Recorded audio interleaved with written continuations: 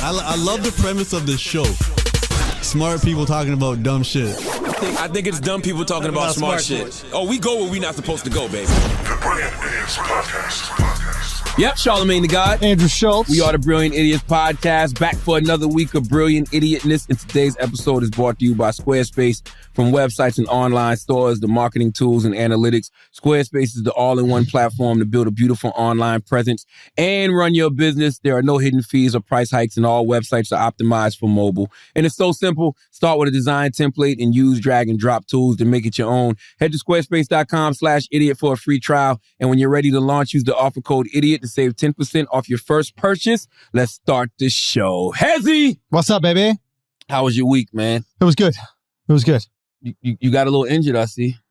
Yeah, because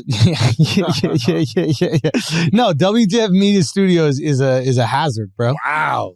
It is a hazard. Wow. I just tried to walk in the door. I almost sliced my finger off. For us by us. If I say again? For us by us. Is that what it is? No. Is that what it is? That was a racial component to your civil suit. I was attacked by a black man. No, by a black-owned business. By a black-owned business. The whole business attacked you. Wow. Wow. I see what it is. I see what's going on over here. I don't post one black square and all of a sudden you're putting fucking knives on the door every time I try to push it open. Wow, Alex. Wow.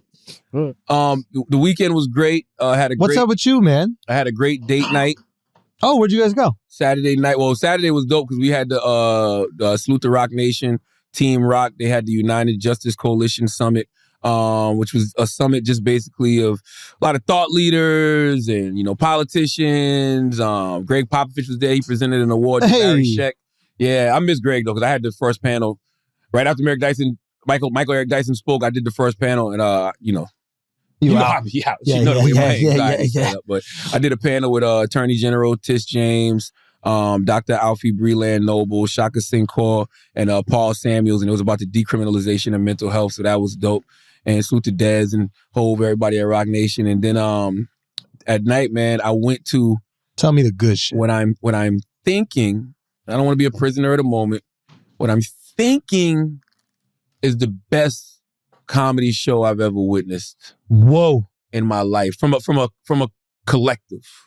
You know what I'm saying? I've been to individual comedy shows that were phenomenal, the Infamous Tour being one of them, but as a collective, because first of all, whenever Chris Rock is on a bill, if you're born at a certain time in the 1900s, you gotta go see the God. That's it. You gotta go see the God, Chris Rock. I gotta hear what, Chris's take on the world is. Yeah. Chris isn't one of these people that just waste thoughts. You know what I mean? Really? All over social media. He's not writing books. He's not doing podcasts. He's not tweeting. You get Chris when he decides to go back on the road after he's lived life. His words, not mine. After he's lived life for 4 years, he says to do 4 years. Yeah. He says it takes 2 years to live life, 2 years to go out there and work on the material. Yep. So you're not going to see Chris until he's out there working on material. So I had to go see, where Chris is at in the world. Yeah. What he thinks of the world that we're in. And, Kev, always enjoyed Kev. Kev is a world-class entertainer. Yeah. And just the combination of him and Chris, there's something about collaboration that just makes you more interested in both parties. Also, they're so different. They work well. I would imagine they work well together. I didn't see the show, and I'm upset I missed it. I was out of town, but it looked amazing. Mm-hmm. So they were at the Garden. And they were at the Garden, and they were smart, right? Because Kev put out his episode of Heart to Heart with Chris Rock. Bro, there's a moment in that fucking episode. Talk to me. That is so goddamn funny. Classic Chris Rock, brilliant, perspective on an issue. He's talking about how everybody feels so bad for the kids. What COVID took. COVID took high school from them. And he goes, COVID took 2 years of my dick being hard. I can't get that hard dick back. He goes, I'm running out of hair dye. He goes, I'm shaving my pubes so my dick don't look like Morgan Freeman. I didn't get to that part. I was crying, bro. Hilarious. But that's classic Rock. Classic we're Rock. all focused on these kids. Is their reading aptitude going to be down? Is there whatever? And he's having a pure, hilarious moment, which is this dick don't get hard like it used to.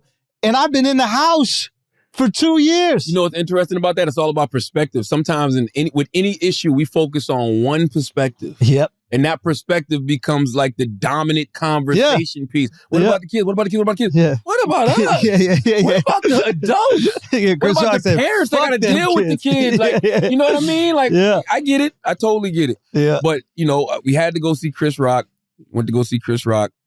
And, man, we're sitting in the show. Show supposed to start at 7. Starts around 8-ish, 8:10. Whole place goes dark. And all of a sudden, you just see that C logo, which I didn't realize was such an iconic logo until that moment. I mean, I know we know what the C represents. Yeah. But Dave said something. I get to that. But Dave said, I say now. Dave said that the C logo meant nothing until he made it mean something. You know what I mean? Yeah. That's how all. I mean, that's how all logos are. I mean, did he think that was like profound? It's not profound, but it's humbling coming from him. It's humility coming from him. You know what I mean? I guess. You don't think so? No. Oh, okay. Like, I mean, just because all logos don't mean something. Like, you see the bat signal, you know what that means. Yeah. You see Wu-Tang logo, you know what that means. Yeah. Not everybody can just throw their logo in the air. No announcement, no nothing. I guess he's just saying, like, putting a C up didn't mean something until he became Chappelle and used the C as his branding. Yeah, and but that's obvious. It's like if you just put the Batman logo thing when Batman doesn't exist, people are like, all right, that's cool. But he's had the C since the TV show. I didn't know that. Oh, yeah. I mean, I had no idea. Y'all knew that? I promise you I had no idea. I thought that logo was new. I had no idea he had the C since the TV maybe, show. I don't know. I remember the C as like part of Chappelle. Chappelle, that's what I said. Yeah, I remember it at the beginning of the name, but I don't remember it. I don't know. Maybe it's a different colorway. I don't know. But he puts the C up, and literally it's like a quiet went over the garden for like a split second, like and then he just walks out. No Dave Chappelle, no announcement, no nothing, just walks out. Yeah. Smoking a cigarette. And when I say the garden went crazy, ape shit. I'm talking about like ape shit. I'm talking about standing ovation before he says a fucking word. I mean, no, I'm talking about the whole garden. Yeah, Everybody was on their feet clapping before he says a word. And I was just like, yo, I didn't see Michael Jackson when he walked out on stage. And but that's probably what it was like. That's probably what it looked and felt like. That's one of my favorite things when I'm at the Cellars. You get these, super famous drop-ins. So Dave Chappelle, Chris Rock, Kevin Hart. And one of my favorite things to do is just stand in the hallway. The audience has no clue that this person's going to go on stage. And the host brings them up. And my favorite intro that I ever saw was, you've seen this guy on the Dave Chappelle show. Give it up for Dave Chappelle. That shit was exactly. So you got fire. about to say Donnell Rollins. I was like, what a letdown.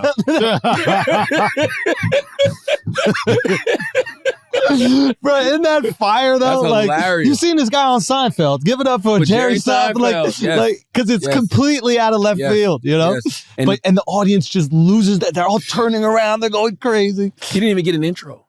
I mean, that's what he made it even harder. And he don't need one. He don't need one. And he did a phenomenal 25 minutes. And the reason it was a good 25 minutes because it wasn't anything but jokes. It wasn't a rant. It wasn't it was just jokes. He had jokes about his family. He had jokes about his kids. He had jokes about the tackling that happened. That it was a super dope 25 minutes. And it was like shit. And I said to myself, that's a hard act to follow, bruh. You know what I mean? Like, that's a very risky move, letting Dave Chappelle be your surprise opener. And the reason Dave can cook in a setting like that, because there's no expectation. I wasn't expecting Dave Chappelle. So whatever I got was phenomenal. That's extra. That's right. And the fact that you could tell, he's got jokes about the script club. He's got some funny shit. When Dave wants to. He's just the best. He's nice with it. When he wants to. It's literally up to him if he wants to turn it on. Yeah, he's nice with it. That's what it feels like. And then so after Dave, Chris comes out. Mind you, these guys took no breaks. I didn't go to I don't know how the Barclays show was, but at the Garden, they took no breaks. There was no intermission. That's how it should be. Dave left the stage. Yeah. Chris comes out all white Yeah. You know, Junior Mafia, that old Junior Mafia song, 1, 2, y'all, you know I got you. Fucking around with Junior Mafia. Chris comes out, and Chris gives me every bit of Brooklyn philosopher Chris. Yeah. He comes out and he gives me a great observations over what we've witnessed the last 4 years. Yeah, you know, everything from COVID to, you know, the presidency to, you know, fatherhood and how his daughters are older now. And, you know, for me, I'm a father of 4 girls. So that perspective alone is like something that's unique to me and like other girl dads. You know what I mean? I wish I got to see this show. He had great observations about, I don't like to talk about people, but he had great observations about. That's the tricky thing with stand-up is that like you see a basketball game, you want to talk about the plays in the game, you want to talk about the strategy, but with stand-up you understand that like this is people's IP and by giving it away is going to ruin it. So you really, like I want to know what each one of them open with so bad. Like off pod, I'm going to ask you what that opening line is for Chappelle. Because to me, that's the moment. It's like you have the entire arena staring at you, ready. Like the car is already wound up, you know, and it's like, what are you going to break that tension with? It's a perfect moment. So I'm just curious what each one did. That's but funny you said don't say it on the pod because he might use that for another show, and I don't want to. No, that's funny. I don't think this was. He said something on the stage, and I don't think this was a joke. So I repeat this. It's funny you say that because he was talking about after he got tackled, and he said, you know, in that moment, oh, bro, you know, he said he forgot he's on stage. I got the mic. So in that moment, what do I say? And he was like, Chris came through with the banger. And he said he was mad as shit. He didn't say that. He said he was like, I was mad as shit. I didn't think that. That's funny. You know what I mean? And then he was like, what I said didn't land. What did he say? I thought it was a trans man. You know what I mean? But that was dope. Chris came, he killed it, had great observations about money and plastic surgery, shit like that. It was phenomenal. But I have to say, man, and the way Chris ended, I'm not going to say how it ended, but it brought Kev right on out. Yeah. And Kev came right on out. And I have to say, this is by far, to me, the best material Kevin Hart has ever done. Oh, that's fire. Whoa. Now, some people would say Kevin Hart's, what's your favorite Kevin Hart stand-up special? The one that I saw in the movie theater. Was that Laugh in My Pain? I forget. Yeah, a bunch of ones in the movie theater. Oh, I didn't know that a bunch were in the movie theater. Yeah, too. What do you think, Alex? Who do you think his best stand-up is? His second one. I forgot the title of it. I think that's Laugh in My, that's Grown Little Man. Oh, which one is? The one with his uncle and His dad? Yeah. See, that's why to me, this is why this one is his best. Because it's like updates of all of that. Oh. You know what I mean? He's telling you where his pops is at now. And like, he's found the balance between celebrity and still being humanity. relatable Kevin Hart. Yeah. You know, which is when you're that big of a star, it's a hard balance. Yeah. You know what I mean? You're either gonna be like too regular and too low key, where it comes off fake. The sea was nothing before me. It wasn't. If he had that logo that long and we just noticed it wasn't. It wasn't. He didn't mean the letter C though. He was like the logo. I don't think the letter C existed before I put that. No. It's just the logo. It's just the logo, but nah. A B D E F G H I J K L M N O P. But by the way, that says something though when you become you get to that level when people see the C and that's what they think of. But it's the way it's formatted. Yeah. It's not like you just gonna throw a C up and. Yeah, of course. We know bro, the Crip still own that shit, bro. Right? Talk that shit, bro.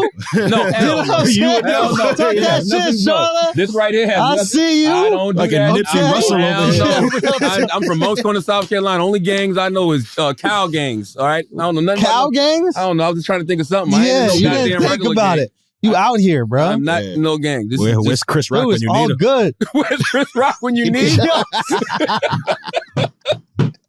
But no, moral of the story, this is a phenomenal show. If you get a chance to go see Chris Rock, Ego Death, go see it.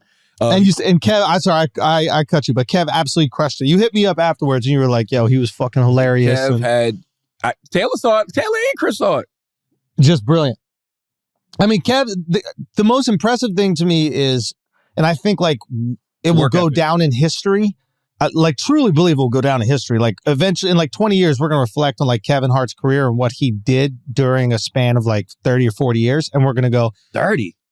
Oh yeah, it'll be that long. Like, now. yeah. I'm in all at the last 12 weeks. I'm just saying, I don't see him stopping anytime soon. But like to maintain this, be funny, stay healthy. Like all these things are so wildly difficult. You and I both have significant others. We have businesses. We do things. And it's hard to find hours in the day to do all this shit. Yeah. So, but you just got to make them, right? Like Kev will get up at 5 o'clock in the morning. That's the thing. I think we look back and we go, nobody's accomplished more or worked harder in the history of entertainment. I was with Kev all day. I can't think of. You're right, dude. He's in a bathtub interviewing Floyd Mayweather. Right. He's doing his own show interviewing the Heart to Heart. He's going shooting on movies, stage, shooting movies, producing movies. It's crazy. Producing audio scripted content, doing stand up, businesses. Like you businesses. And him have a business together. We got a business together. He's got other multiple businesses. Like I was with him. What day was we together? Monday. He was together for a long time. Monday, filming. What is this?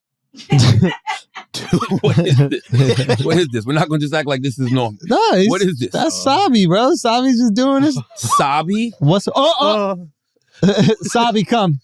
You Sabi. Named your dog Wasabi? Why'd you name your dog Wasabi?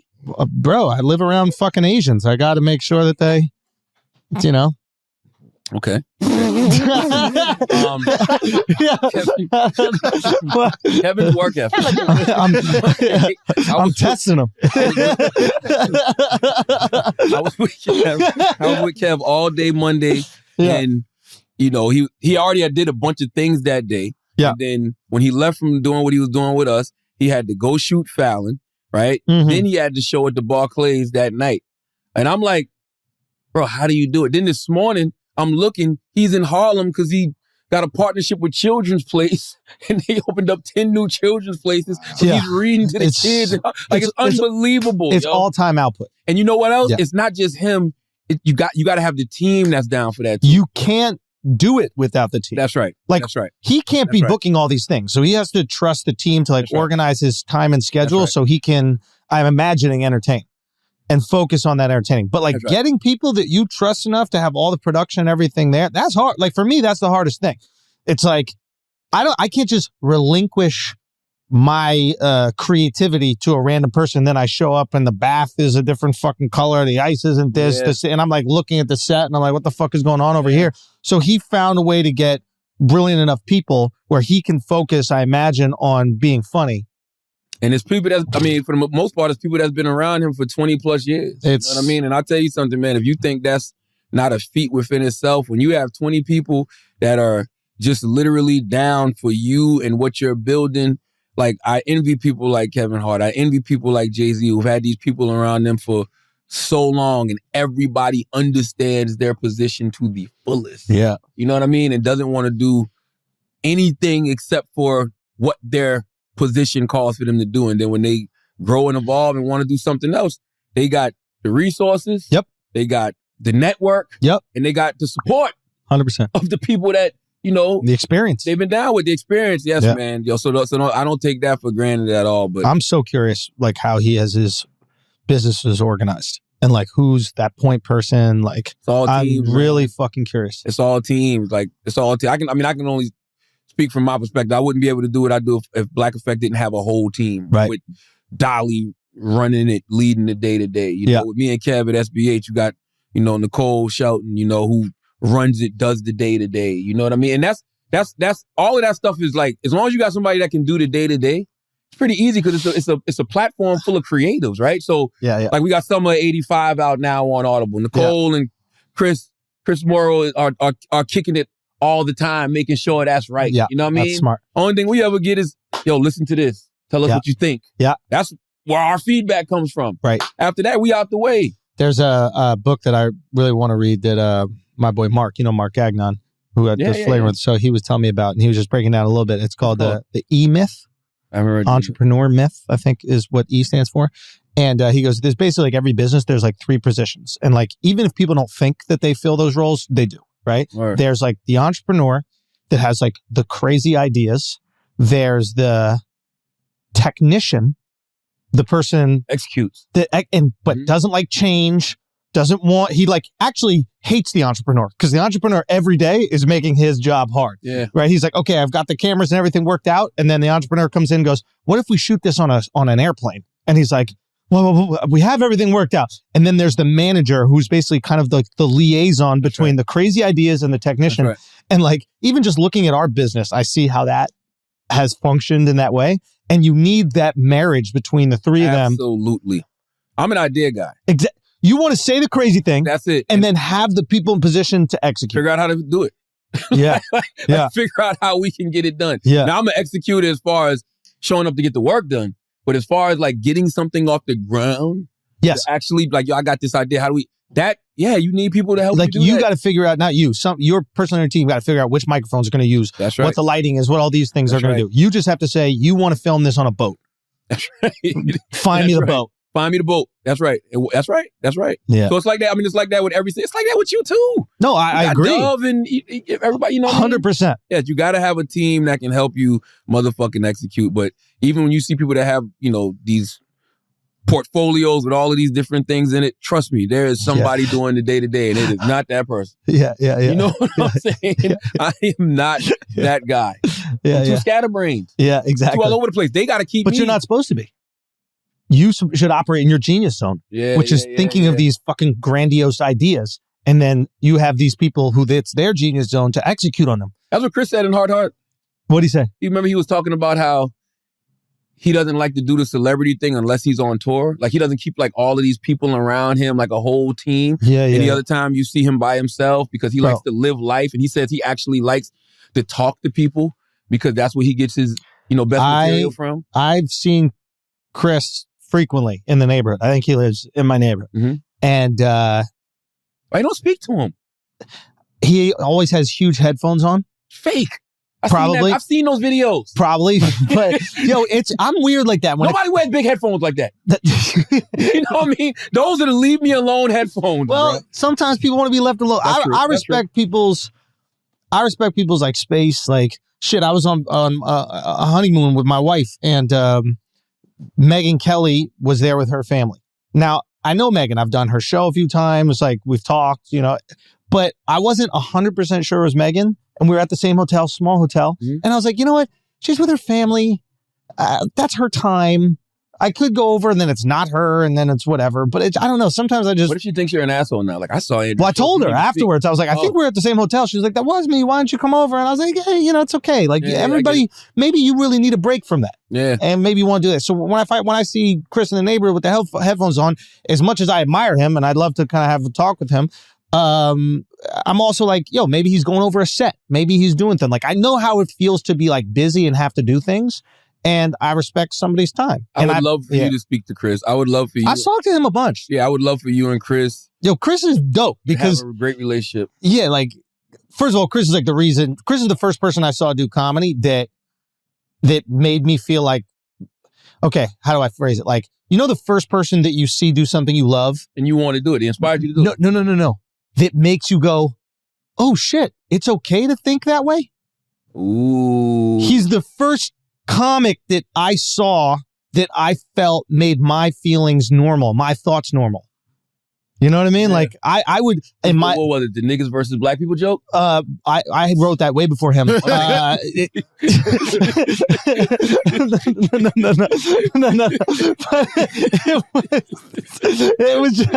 It was a guy who was taking almost like a different perspective on things, and I found that like I would kind of always do that, and then I saw the guy who's the best at doing it. I was like, oh shit, there's a lane for this. This is a normal thing. It's not normal, but this is like it executed this highest level. And he was like, yeah, he made me really like care about doing that. That was the coolest part. That's what Kev said too, man. I mean, I think it's a certain generation of comedians that grew up at a certain time that Chris is that guy. Like I didn't grow up in the Carlin era. Maybe I did. I mean, didn't realize it. I was kind of checked out from Carlin. I was born in 1978, but I wasn't in the Carlin. So I just got on the Carlin. Literally. I love it. And I got on the Carlin. And it's funny that I'm just getting on the Carlin because I've always heard Chris reference Carlin, but it's because of the social media clips that I've seen lately and then that documentary on HBO, but I never was into Carlin. But it's a certain generation of comedians who grew up on Chris. That's why Kev bought the goat on stage for Chris. Yeah. Like that was for Chris. Yeah. Right? He was like, yo, you're the GOAT. You're my GOAT. You're the reason I wanted to do this. Like, he bought that on stage just for Chris. Did he bring that GOAT to Brooklyn? He knew, that's right. That GOAT wouldn't have made it out, goddammit. That GOAT would have not left Brooklyn uncurried at all. I guarantee you that GOAT, he knew not to bring that GOAT to motherfucking Brooklyn, bro. The GOAT might be in Brooklyn now. Oh, it is. Yeah, it is in some form. But no, salute to them, man. It was a very phenomenal show, not because of the names, but because of the quality of the content. It had, like, because you see names and it's a letdown. Like, it's the fact that all of them were executing on a high level, and to me, still sharp and still. Like, Chris had to know. Of course, they knew Dave was going to be on. They knew Kev was going to be there. Kev knew vice versa. They probably been preparing for this shit for months. Of course. Like, we going to tear it down at the Garden. You know, at a moment like that, everybody's going to rank the show. So each of them are going, I got to deliver tonight. Yeah. Because they're going to see me go up against this person. I want Andrew Schulz in Ohio. That's what I want. All right. I want Andrew Schulz at what Dave Chappelle, the Ohio shows. Yeah. Ask Rogan, Dave. You know what I mean? Ask Rogan. I'm serious. We need more white men. What are we asking We need more white men. Because Rogan goes out there all the time. Oh, does he? Yeah. Oh, I didn't Rogan know does that. Ohio shows. All I ever see is Rogan and Louis C.K. That's right. Yeah. Great Louis C.K. joke Dave got too, by the way. Dave got a good one? He got a good one. That's fire, bro. Got a good one. What'd you guys talk about after the show? Oh, man, we hung out till like... What were you guys discussing after? What were you guys discussing after the show? All kind of shit, man. We hung out till like 3:30 in the morning, man. 3:30, 4 o'clock in the morning. Because we was backstage and then we left to go to like a little after party. Mm-hmm. And we just kicked it. Dave is cool, man. Dave is like... Dave's a good dude. Like, I can see why everybody loved... I mean, we've always loved and appreciated Dave. But every time I hang with Dave, it's the same energy. Like, it's almost like he's aware he's Dave Chappelle, but he don't care. Interesting. You know what I'm saying? Interesting. And it just makes you realize like that most celebrities who act like assholes are really just assholes. Yeah. It is. You know It is what I mean? like wealth or celebrity is a magnifier of That's who you right. are. My dad used to say that shit all the time. Anybody that gets money or some sort of success never knew who they were to begin with, and it just multiplies whatever you are. So it's like the more wealth, more success Dave has gotten, he's the person who still wants to be all about community, being around as many people as possible, drinking his liquor, smoking his cigarettes, having high-level conversations. Yeah. You know what I mean? Like, even because when you're having conversations with Dave, it's always something to talk about. It's never just like meaningless conversation. Like, I've never had to make small talk with Dave. Yeah. Ever. Yeah. You know what I mean? So, yeah, salute to Dave. And salute to all of them, man. It's just, it'd be surreal sometimes that I even know them. Really? Hell yeah. I mean, do you know how big you are? No, and I don't care. That is, I don't want to know. This is something. It's just surreal, like shit. Like, because you think about it back in the day, like, and by the way, I'm sure it's like that for anybody who was in the business, but you don't see yourself as them in your field? Hell no. Oh, in my field? Well, I mean, y'all said I'm Steph Curry, so they said that. I didn't say that. They said that. Yeah, I don't know. Like, I think, but even in my field, there's people that I still look at and I'm in awe. Like when I'm having conversations with Angie Martinez, I'm in awe. You know what I mean? When I worked with Wendy Williams for 3-4 years, I'm in awe, and I'm sitting, next to Wendy Williams, and I meet Tom Joyner, I'm in awe. Like, oh shit. You could still be in awe of people, but be better than them. I don't think so. I mean, no. I don't know. I don't think I'm better. When I see it, every time I see them, I even listen to old stuff from them. It's things that they do that I'm like, yo, I got to sharpen that in my game. I think that's good. I think that like you should have or all greats probably have a great balance of like insecurity and confidence. Mm-hmm. Like the insecurity like humbles them enough to get better, and the confidence that's right is so that they can actually execute on their dreams. Always be a student. Yeah. Like, would you go to the show? Like, would you go to a Chris Rock show? Of course. Okay. Yeah. I mean, I saw Dave Chappelle when he was at Radio City, when he did that run at Radio City. Yeah. I hear some comedians say, I don't want to go see a stand-up special because I don't like to watch other comedians. Well, I don't like to watch other comedians when I'm in writing mode and when I'm in performing mode. Got you. Because I don't want to be affected. Yeah. It's not even like material. It's more like I just don't want to be affected while I'm in my like honing process. Mm-hmm. But like right now, like what Chris said about like taking time off and like everybody has an off season, like I genuinely feel that way. Yeah. Like I respect the fuck out of that stage. I don't like wasting that stage. So it's like that shit is no joke, bro. It's no joke. That shit is no joke. But man, I'll tell you something, man. And I've said this before. That has to be the purest form of entertainment on the planet and the most fulfilling.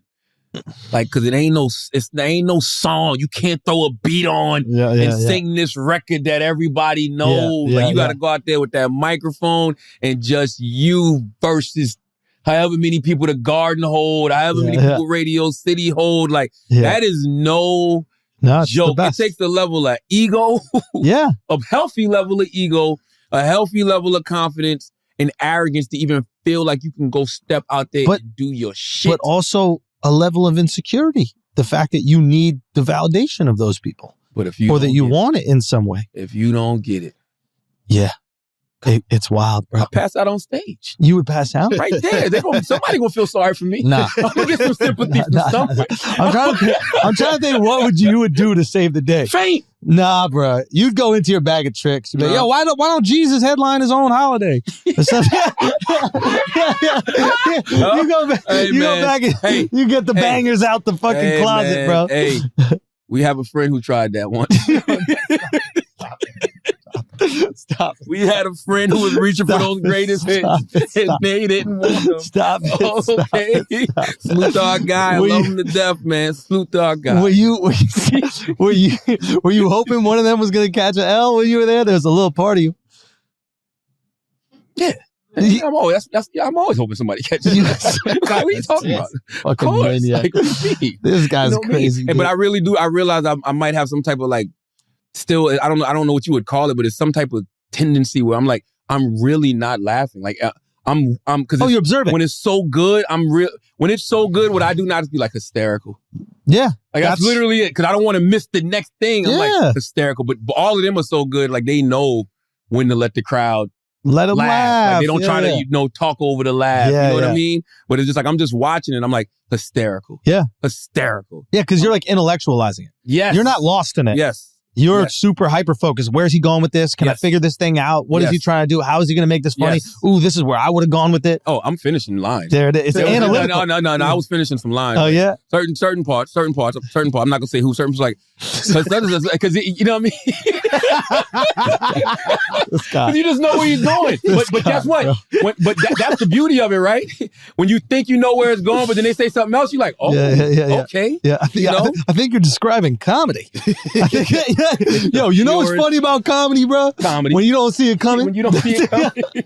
Listen, it's the purest form of entertainment. I love nothing better than it. I love that perspective on it. It's one of those things as a comic, like when I see the way that people naturally react to music, there is envy, right? It's like something about music is, I don't know, like it's a part of us. Like you can move a whole crowd of people. People love singing together. Music comes with memories. Yeah. So it's like, whatever your favorite song is, you have a memory attached to that song. So 10 years from now, if you hear the song you and your wife danced to at a wedding, you're going back to that day. It's going to always be one of your favorite songs. There's memories attached to it. Interesting. Yeah, that's what it is. And because of that, people react in this way. Right. That's like amazing. So I can only imagine what that's like for like an artist who's there. Like when you see those pictures or videos of DMX at Woodstock, remember like 90s, was it 96 or something like that, where it looks like DMX is just performing for the whole world. You're with like, the jump on, with the orange jumper, burgundy. No, it's overalls. Yeah. And like, so I look at that and I'm like, okay, that's going to be a different feeling. But with comedy, I think storytelling is probably one of the oldest forms of entertainment.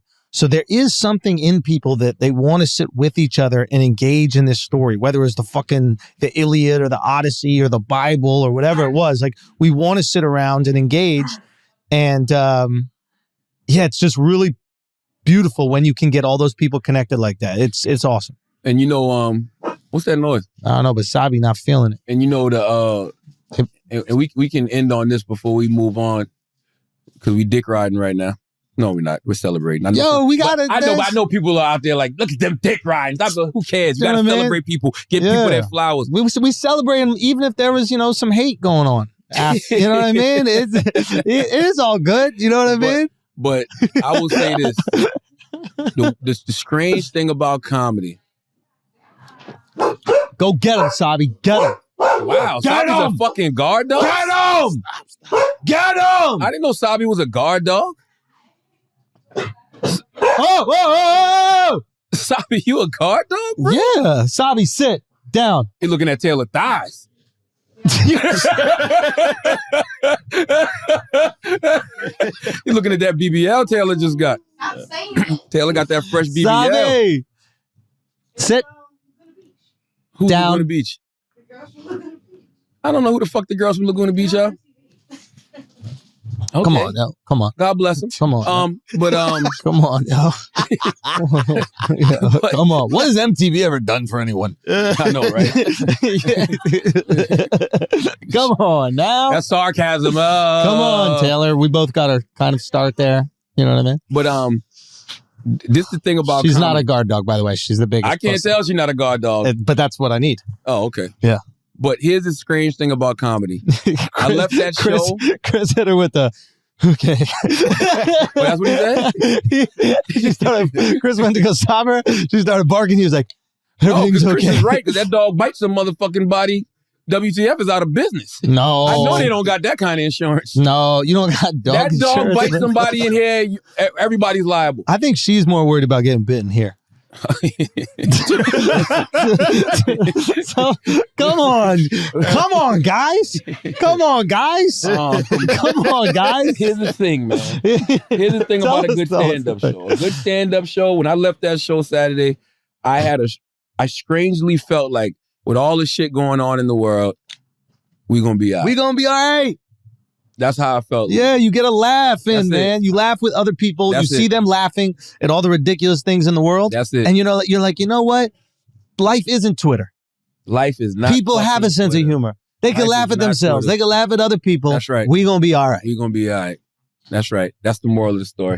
Let's go check out those shows, man. Chris Salute Rock, the Eagle goats, Death, yo. Yeah. Salute Chris. Kevin Hart reality Salute check. Kev. Salute Dave, Salute man. Dave. If you Dave can is- go see them, just Dave's about to announce the run of shows too, so make sure y'all go check that out. Let's pay some bills. Hennessy celebrates those who never stop and never settle in their never-ending pursuit of greatness. Okay, the greatest cognac of all time, Hennessy. Maurice Ashley lives his passion through his love of chess. He made history in 1999 as the world's first black grandmaster. An inspiring story of intellect and brilliance. His ability to push the potential of his own mind to new levels of greatness is universally inspiring. In the world of the mind, there are no limits. Hennessy, never stop, never settle. This product is only for those 21 and up. Please drink responsibly. Visit www.hennessy.com to learn more about Maurice Ashley. That's Hennessy, HENNESSY.com. This episode has also been brought to you by Onnit, okay? You know those times where you're so into what you're doing that you can't think about anything else? The times when you're at your most focused and productive. Psychologists call that feeling being in the zone or the flow state. And Alpha Brain from Onnit is the ultimate way to get there. A world-renowned nootropic supplements with over 1 million bottles sold. They've sold over 1 million bottles, okay? Alpha Brain promotes cognitive functions, including memory, mental speed, and focus. It can help you remember names, zero in on complex tasks, and think more clearly under stress. Comedian and podcaster Joe Rogan says he feels it helps him form better sentences when he's talking. Joe's told me that off camera, man. He's like, literally, I think my retention has to do with the fact that I'm on this Alpha Brain. It really helps with that. So at the same time, it supports neurotransmitters, chemicals that relay information in and from the brain. If coffee and energy drinks make you jittery, you can rest easy knowing that Alpha Brain is caffeine free. But if for any reason you don't like Alpha Brain, you can get your money back, okay? You can get it back. Just give us 2 weeks. That's it, okay? If at any point you don't feel like Alpha Brain is a fit for you, just tell us why and we'll refund you your money on the spot. No return necessary. So save 10% on your order by going to Onnit, ONNIT.com/idiots. Or swing by your local Walmart and pick up some today. That's ONNIT.com/idiots. Now let's get back to the show. Church announcements. Yo, it's the last week The Infamous is on sale, man. Go check that out right now. TheAndrewSchultz.com. Thank you guys so much for supporting. Thank you guys so much for just spreading the word. Like everybody that just watches it, posts it on Instagram, tells their friends to go buy it. Like it's just fucking unbelievable. What about the bootleggers, yo? You're not gonna get a bootleg? Motherfuckers bootleg it, bro. They did, bro. They had that shit up there on the Fire Stick or the torrent or whatever. How did they do that though? Well, no, matter of fact, don't tell them. Don't tell them. I don't know, but like, I don't know. It's just so cool seeing people support and seeing people spread the word. And Instagram blocked my whole fucking shit this week, so it's been harder to get the word out. But yeah, man, thank you guys so much. Go, gobble it up this week. TheAndrewSchultz.com. Treat it like a glizzy. That's facts.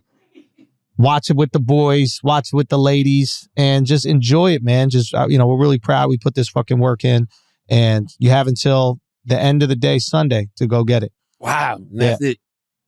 Yeah. So are you on to the next after that? You gonna start working on the new one, or? I still want, basically what Rock was saying, I kind of agree with. Like, I want to feel life a little bit more. I think I'll start going on stage again in August, but I still want to like reflect on, like, I got married, bro. Like, you know what I mean? Like, there's changes that are going on in my life. So I want to sit down and really kind of chew on that and figure out what that is. I've been running 1,000,000 miles a second. So I want to take a moment to just think about that. Yeah. How I really feel about things. What has changed? Yeah. Like, how do I think about politics now? How do I think about relationships now? How do I think about all the money now? Like, so I just need some time to chew on that so that when I get back on stage, I have something I'm like excited and passionate to talk about. Or that's one of the things with comedy is very important to me. I don't like writing jokes about things I don't care about. I have to be like passionate about it. And once I get something that I'm ready, I get back on stage, I'm going to be so fucking excited. It's going to be great. Word. My church announcements, Summer 85 is out right now. On Audible, tells the story of the bombing of the MOVE organization and that correlation with the Live Aid concert that happened the summer of 1985. Brought to you by Chris Moreau and Loudspeaker, right? What's your company called, Chris? Is this Chris Moreau? Chris Moreau Productions. Okay, summer 85. That's out right now. Make sure you go get that on Audible. The Black Effect Podcast Festival, Sunday, August 28th. At the Mirage in Brooklyn. If you want to see some of your favorite podcasts live, 85 South Show, Carlos Miller, Chico Bean, DC Young Fly, Horrible Decisions, Mandy and Wheezy. Just Hilarious is going to be there. Just added Earn Your Leisure, my guys Rashad and Troy.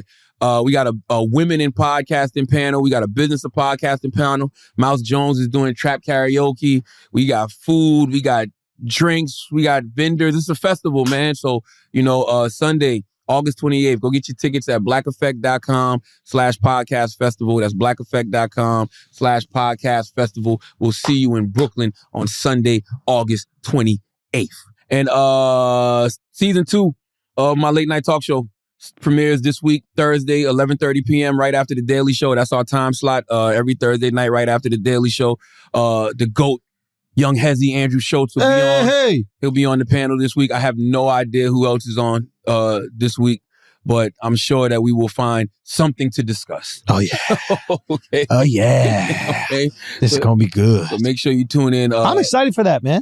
I am too. Who else do we know who else is on? I really have no idea who else is on. This is phenomenal. I really have no idea. This is great. Who else is going to be on? Salute to my guy Josh Lieb too. We just announced that Josh Lieb, he's joined the creative team of Hell of a Week. I mean, he's been joined, but we just announced it. If you don't know who Josh Lieb is, he is this funny dude from Columbia, South Carolina. He used to be an executive producer with Jon Stewart's The Daily Show. He won like 7 Emmys with The Daily Show. And he was the showrunner for The Tonight Show with Jimmy Fallon. He has his own production company. He writes children's books, and he's just one of those comedy geeks. You know what I mean? Yeah. And just one of loves those, the game. Loves the game. Loves great conversation, great POV. So it's good to have Josh on the team. So what's the setup going to be like? Is it going to be similar to like Mar? Is it going to be similar to Mar, Daily Chelsea, Show, Chelsea? Chelsea, okay. Old Chelsea, E-News, Chelsea. Okay. Chelsea. Just that panel setup. Like, I missed that. I missed that community conversation. That's what I do. You know what I mean? Like, I do community conversations. Breakfast Club is not just me. Brilliant Idiots is not just me. I prefer the community conversations. Like, that doing a whole show with just you, that's too much heavy lifting, bro. Yeah. You know what I mean? For I a agree. conversational show, I like having the panel. Like, you know, even when I do one-on-one conversations, that's me and somebody else. You know what I mean? Yeah. I enjoy that. I enjoy that energy. So that's what You want to what bounce it off is. somebody. Yeah. I feel like that every time I go on Instagram Live. I'm like, I'm not talking to somebody. I'm talking to all these people. Yeah. But like, it's way more entertaining when I can bounce off of someone. By the way, different skill set. There's some personalities, Amazing Wendy at it. Williams, Jon Stewart. Yes. They are incredible at that. That's their thing. You know who else has that from our generation? Letty Martinez. Yeah, Letty can get Shout in out front of Letty. a microphone and just talk. And blow. Yeah, You know what I yeah. mean? I don't know if it's because she was a child, an imaginary friend, whatever it is. She knows how to do that in a real way. It's a different muscle. It's a different skill set. I respect it. I appreciate it. I think either one of us could do it, but I don't enjoy it. Yeah, like I could do it if I have an audience that's stand-up. Yeah. You know what I'm saying? But like for me, this is more fun. Mhm. Like even, you know, with Flagrant, I agree with you. It's like community. That's a great way of putting it.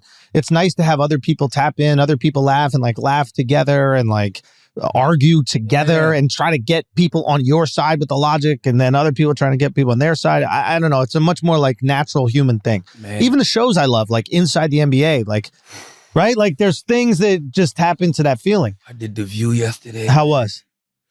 Oh, it was a rush. Wait, why? I loved it. Why? I mean, I've done The View before. Last time I did The View was 2017 when Black Privilege came out.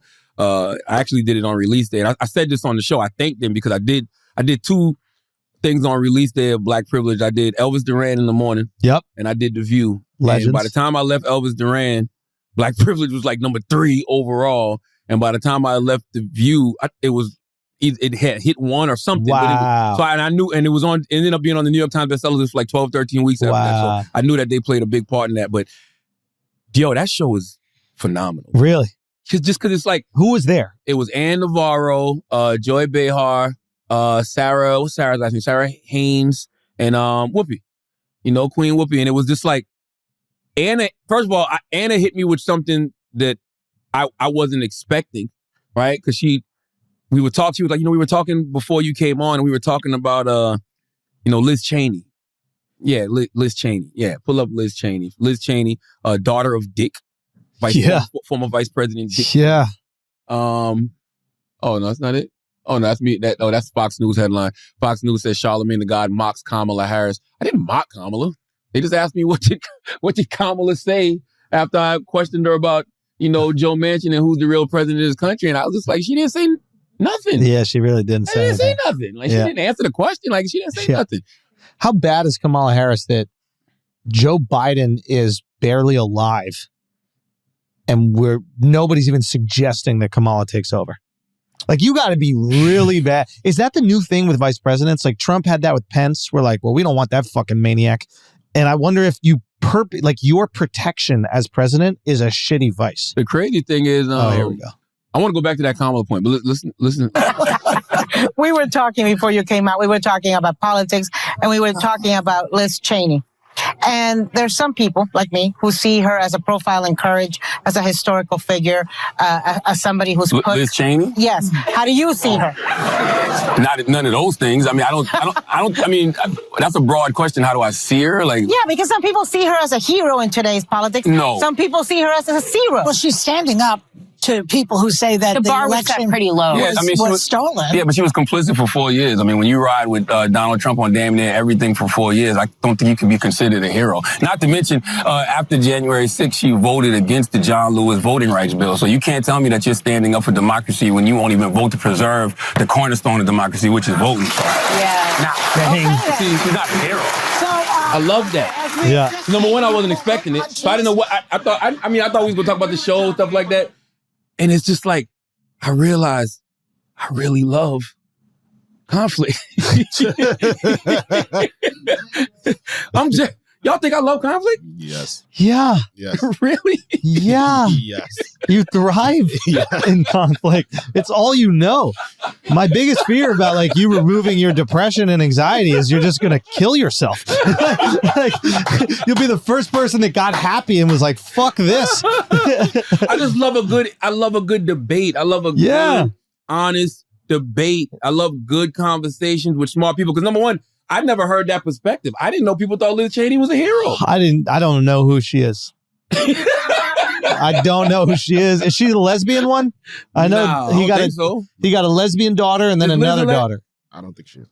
But he got. You know why Liz is a hero? Considered a hero, Chris? You want to come in? Come here, get on the mic, Chris. Get on the mic.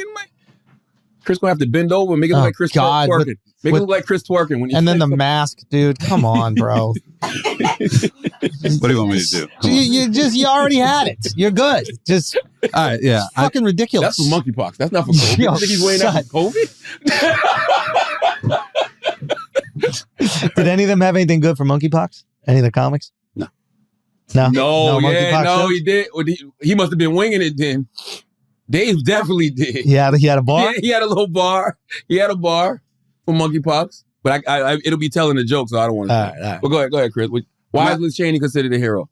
I think she's seen as the only member of like the old guard of the Republican Party who's more centrist version of the Republican Party who's pushing back against Trump. She's centrist? Yeah.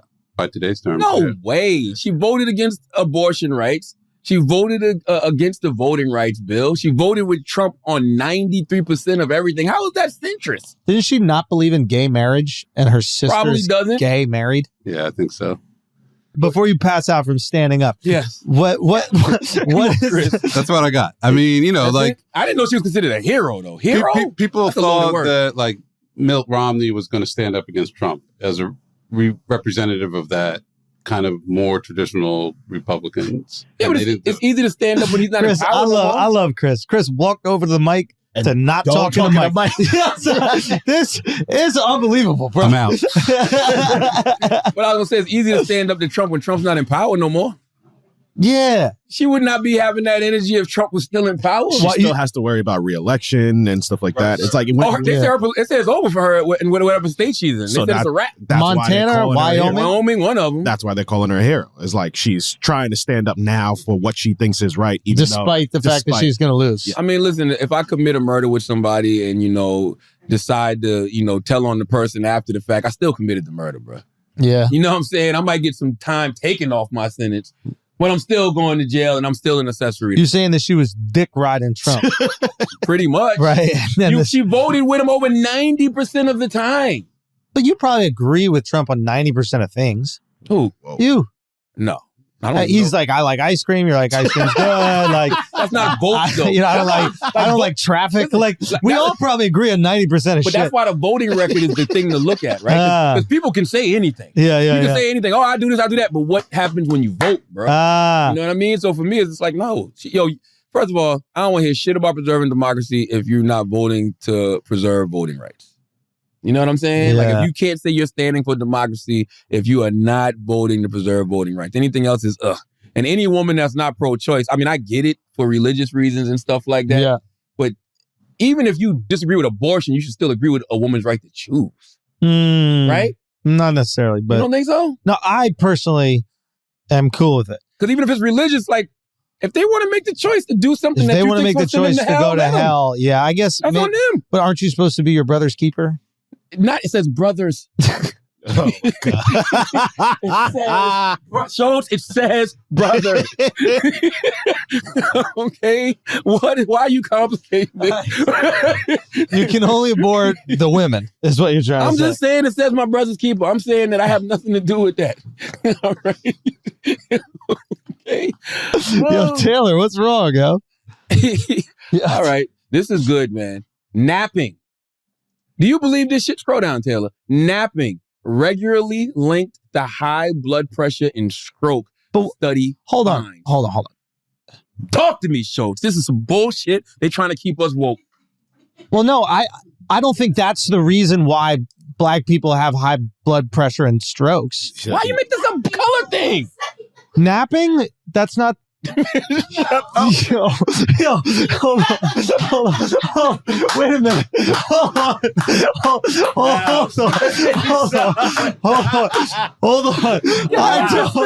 I don't Wow. wait a minute. What are you... This What are you guy guys? got Kevin Durant scared for no goddamn reason. This guy is crazy.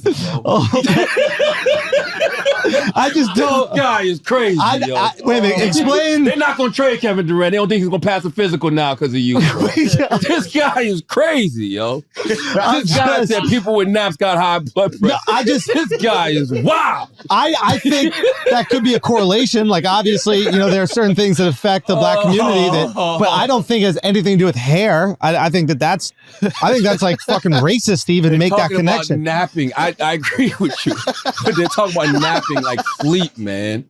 This guy. Oh shit, man. Oh fuck, dude. That's crazy, dude. Is that those are spelled the same? Yeah. Oh wow, dude. It says this may be because although taking a nap itself is not harmful, many people who take naps may do so because of poor sleep at night. Poor sleep at night is associated with poor health, and naps are not enough to make up for that, says clinical psychologist Michael Granner. Granner directs the behavioral sleep medicine clinic at the Barner University Medical Center in Tucson, Arizona. He wasn't involved in the study, though. Study participants who typically napped during the day were 12% more likely to develop high blood pressure over time and were 20% more likely to have a stroke compared with people who never napped. Wow. I'm taking my chances, bro. No, but I think it's probably like fatter, more unhealthy people nap. And I think that's why it's not napping that's causing it. It's your fat ass. You don't nap? I love napping. I love a nap. But I can't do certain things without a nap. That's true. Like if I know I'm going out to a comedy show or something, I gotta sleep during the day, bro. Yeah, but I don't think people realize, like, you're up at 4 a.m. Oh my God. Tell me about it. So it's like you need a nap in order to function. I guess what I'm trying to say is, like, it's probably people who are more unhealthy are taking naps, and that unhealthiness is what's causing them to have strokes, not the fact that they're sleeping for an hour a day. That's a good point. I need to know more. Yeah. I need to know who are these people they're studying. What is already their health condition? That's what I hate about these studies like this. Yeah, it's good. It's like, that's so generic. What's that fucking quote, Chris? There's 3 lies, like lies, big lies, and statistics or something like that. There's something like, but basically you can like flip statistics to make anything look like what you want it to be. Oh, hold on. See? The result. Okay. All right, let's scroll up, Taylor. I think we're seeing the details. Hold on. Study participants. Okay, we read that. Study participants who typically nap, right? If the person was, let me read this all together. Study participants who typically nap during the day were 12% more likely to develop high blood pressure over time and were 24% more likely to have a stroke compared with people who never napped. If the person was younger than age 60, napping most days raised the risk of developing high blood pressure by 20% compared with people who never or rarely napped, according to the study published Monday in Hypertension. The results held true even after researchers excluded people at high risk for hypertension, such as those with type 2 diabetes, existing high blood pressure, high cholesterol, sleep disorders, and who did night shift work. So basically, they did a study on people who are already dealing with these issues. Yeah, right? That's what I'm saying. Oh, come on. Yeah, don't believe none of this shit, bro. Take your naps if you want to, and it is what it is, man. I'm taking a nap. Because I read that and I was like, yo, they're just trying to keep us woke, bro. And I feel like every woke person needs a nap. Yeah. Wokeness is kind of like dead a little bit, right? Yeah, I think we're turning the tide on all that. It's just annoying. I think conscious is better than being just woke. Yeah, you could be aware. Aware. Bro, there's a funny clip this kid put out, and he's wearing a sombrero. What is the Mexican garb that they put on? Poncho. A poncho. And a fake mustache. And he's walking around like this college area. And he's like all these like woke kids. He's going, do you think this is offensive? And they're like, yeah, like you're appropriating culture. It's all different types, not just white people. It's like all woke. Different. And it's you have to know about the culture before you use that. Yes, that's offensive. Do you think this is offensive? Every single person, yes, that's offensive. He goes to the Mexican neighborhood and he goes, what do you guys think of this? They're like, no, that's cool, bro. That's fire. And it's like, they like their culture. It's not insulting. If you like your thing and then you see somebody else in it, you're like, this is cool. What do you mean it's not true? Floor is yours. Boom. Floor is yours. You can't tell Mexicans what they like or they don't like. No, because think about it. Think about when the Democrats, they wore the kente cloth and all. Yeah, that's not your culture. That's not your culture. It's my ancestors, though. Is it though? It's not the point. We know that That's not your culture. You know it relates Please to do not black. speak on behalf of the proud African people. Here's the thing. That's their culture. bruh. But I get what Taylor said. You ain't never wore a kente cloth in your life. How do you know?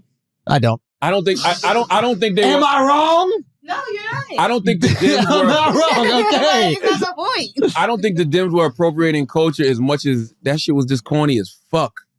Like, I don't want to see all of that symbolism and all of that. It's also from a politician. I want to see legislation being passed. Like, that's not what I want to see. I'm tired of Democrats doing those symbolic stunts and singing and dancing and all of that shit. Same thing with braids. We don't like seeing the whites with braids either. I don't Why? know how do we get here? I just You appropriating Mexican culture right now. You got on the goddamn what's that shit called? She got on right there, the button-up joint. Oh, a flannel? A flannel, yo. That's not Mexican. Yes, it is. I thought that's white. Nope. Oh, that's white. Oh, That's okay. white culture. Well, You're Mexicans have been appropriating white culture. white people Also, ripped jean shorts. White. Wow. You dress like a old white girl. You got the Daisy. You got Daisy Dukes on. That is festival attire. That is true. Yeah. That's why the you dog dressing barks. like a little white girl, yo. The dog wants to know why you got on all of that brown I'm makeup. just saying. Who's this white girl with all this brown makeup? Yo, seriously. What else? Did you see Kid Cudi getting that shit thrown at him, bro? Yeah, that shit was funny as hell. I ain't gonna lie. If another thing gets thrown at me, I'm walking off this stage. They lucky he gave a warning. I just walked off. Yeah. They lucky he gave a warning. He should have never done that, bro. He should have never stepped in for the concert because he's replacing Kanye, a guy that he just called corny, and all these people bought the tickets to see Kanye. The fuck you think was gonna happen? That's true. Kanye fast as shit, bro. I don't know how he threw that shit at Cudi and then got over the Lil Durk stage that fast. You know he performed on Lil Durk On stage. Durk stage. That's wild. Yo, Kanye really does move to the beat of his own drum because why would you pull out a Rolling Loud as Just a to perform headliner there. just to be a guest feature on somebody's set? Nobody thinks that's weird? But he's brilliant because now we're talking about it. I guess. We don't even know if that was really Kanye on Durk's stage. Shit. You asked me, Kanye was in the crowd. Oh, and He was in the Kanye crowd was tossing that throwing fucking stuff at Cudi, and then he had his body double come out perform with Durk. Shit. Body double look better too. That's what I'm saying. You know what I mean? And if you watch it, the body double performs, then bounces for a second, and then comes back out, and it's like a thinner looking Kanye. I'm making all this up. The reason I'm making all this up is because people are so fucking stupid. I said this yesterday on Breakfast Club. I was like, y'all don't know how Kanye got back to the other stage so fast, and it was a goddamn headline. Charlamagne says Kanye was throwing stuff at Kid Cudi. Like, what the fuck? I mean, do we not understand jokes and sarcasm anymore? That's a perfect headline. I'm clicking on it. I did say that. I mean, you did say it, and I'm clicking on it. And it's like, does he have insider information? Whether it's true or not, it's just the most entertaining take. Also, when Kanye comes out to this song as a surprise. What song is it? Tell me what song is it? I didn't hear it. You already know. Run it from the beginning and don't ruin it for him. Don't ruin it for him. Go to the beginning. Oh, no, this is a classic. No. Go back. Oh, no, this is a classic. To the beginning. There it is. No, this is a classic. First of all, The Life of Pablo is a classic album. And phenomenal. Bro, those first three songs on Life of Pablo, that's like some of the greatest sequencing ever. Unbelievable. Bro. Oh, what are those songs? I know it's Ultralight Beam. Yo, Metro, don't. Father, I'ma shoot you. Beautiful morning. Tell something I want to tell. Wake up in the morning. I mean, are you kidding me? Yo, those first. What's Kid Cudi doing? He ain't fucking with What it. is Kid Cudi doing for that? I almost killed myself. I think Cudi on. Ain't he on Father Scratch My Hands? What? Cudi's on Father Scratch My Hands, though. He's on that record. Nah, he ain't. Yes, he is. He's the one going, I just want a minute. We could have got someone else. Right? And I'm sorry. That's Cudi. But Father Scratch My Hands in the part 2, in the famous, man, that's like, that's the first song. Ultralight Beam phenomenal. Ultralight Beam. Yeah, absolutely. Ultralight Beam, Father Scratch My Hands, part 2 famous. That's like some Up of the in greatest. the morning, they did that. What is with it? the panda shit? Oh, God. Man. Nah, that shit slaps, bro. Life of Pablo is a classic fucking album. That ain't Kanye, bro. That's not Kanye. Who is it? That's whoever threw that shit at Kid Cudi. Yo, I don't know who that is, bro. That's wild. Nick Cannon. Shout out to Nick. Yo, Nick Duval had a said- funny ass picture. He said, Hilarious. Yo, Duval said Play that. the Nick Cannon clip, Taylor. Back it up, Tay. Back it up, Taylor. Back it up, Taylor. Duval said Nick Cannon gonna start aging when his baby mama start fighting. And bro, He ain't lying, bro. Yo, son. He showed a picture. I'm like, Nick is aging. Nick, Duval got to stop. Nah, he's undefeated, bro. Duval. You saw when that girl said that he's ugly as hell? He just posted a picture of her. Duval said Saucy Santana gonna be around for a long time. Yeah. Because Saucy Santana can perform his ass off. Duval, if you think Saucy got a fat ass, just say it. Yo, just say it one time. I've already admitted it. Saucy be thangin'. Yeah. That thing be thangin'. What them kids say? Wait, what does he say? Al, what is Charlamagne trying to say? What do the kids say? That thing be thangin'. And by kids, I mean kids. What are you talking about right now, son? Look at Saucy throw that thing. Hey! Saucy! That's the best BBL in the business. You think? 100%. Who did that one? I don't know who did Saucy BBL, but all of y'all need to go to Saucy BBL. Lil Duval said Saucy Santana gonna be around for a while because he really puts on the show. Yeah. Oh, I was mesmerized. By what? Not the show. By what? The show? Say it. Just the show. Say it. Just, Don't be like Duval. God Say damn, bro. God damn. That thing. Saucy. Right? That is Ain't saucy nothing right saucy there. about that. That's thick. You think that's steak? That's thick. Yeah, that shit is straight Okay, them thick, grits bro. ain't watery at all. Not at all, them bro. grits ain't watery. Ain't no sauce in them grits. God damn it. Thickness. Thick gravy. God damn it, Saucy. Can we get Saucy on the podcast? You want Saucy on the podcast? Yeah. Saucy on the podcast, man. I mean, look Who's at the Saucy stomp, Santana? stomp, shake, Hey, shake. Hey. Does he got titties a little too? Hey. Oh, he killing you. Yeah, you can't He compete. killing you, Taylor. You That's can't right. compete. I'm glad you bow down. Learn to bow down to us thick niggas. All right? Me and Saucy. Respect your fucking elders and the people that are thicker than you in this business. All right, Taylor gang? All right? Okay. Yo, you think you're thicker than Saucy? No, I don't got Saucy. Nah, I don't got nothing on Saucy. I got Taylor, though. You got Taylor. Easy. Yo, hold on. Easy. Wait, hold on. Easy. You think that you're thicker than Taylor? Easily. Taylor know that. Wow. Hold on, Taylor. Taylor, go on the mic, Taylor. Taylor, go on the mic. Taylor know that. Hold on. Taylor. You don't want to have ass like me, Charlotte. Come on. Come You on. just want me to stand up and show it to the camera. I ain't giving him But that. we did that one time when you dropped it. Killed her. He did kill you. Killed her. She He ain't did recovered kill yet. you. She ain't recovered yet. She really hasn't. Ever since that day, she been talking about getting a BBL. Stop saying that. What? I have no BBL and y'all can see it because my thighs match. So stop. No, What but are you saying? I think that's what Saucy Charlotte. thighs match? That's because you already been thick though. It's different. Stop hating. Yeah, yo. You're just hating. God damn, Taylor. You know nobody what can I'm be thick with you. Damn. Pack it up, Tay. Yeah. Yeah.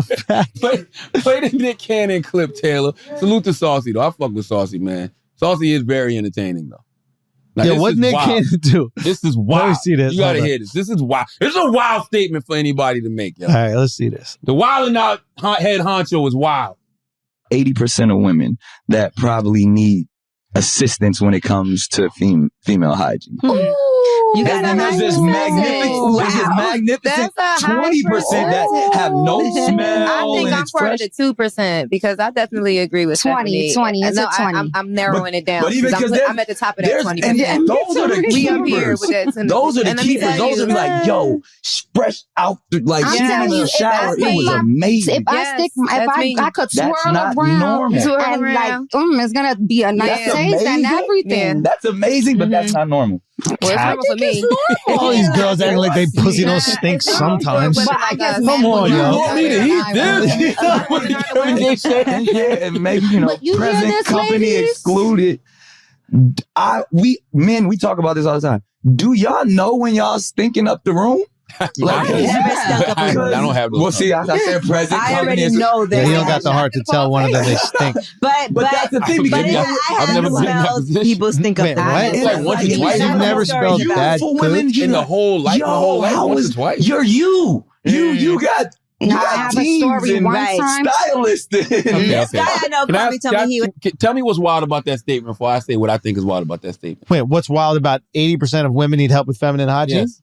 I don't know. Maybe he's right. He would know. You think he's fucked 80% of women? Yeah. Okay, you might have a point. I think he's gone through a nice sample size. And you could use that as like, you know how they decide if the state, who wins the state based on like, you know, testing 1,000 people. I think, I don't know. I think he might know something here. Now, I will say this, you know, you've never smelled like a gross box? Yeah, I have. But I mean, it's supposed to smell like something. Yeah. You know what I mean? Yeah. But have I smelled one that smells sour? Yes. You know what I mean? Those are just rough, huh? Huh? Those are rough when they smell like that, right? You don't.